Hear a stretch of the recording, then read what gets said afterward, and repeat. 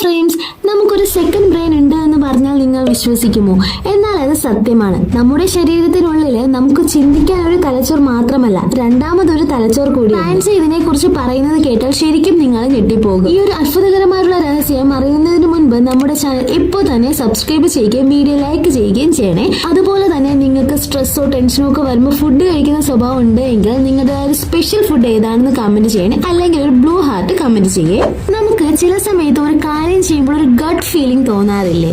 അത് വെറും തോന്നലല്ല. നമ്മുടെ വയറ്റിലെ ദഹന വ്യവസ്ഥയിൽ ഏകദേശം 100 ദശലക്ഷത്തിലധികം ന്യൂറോൺസ് ആണ് ഉള്ളത്.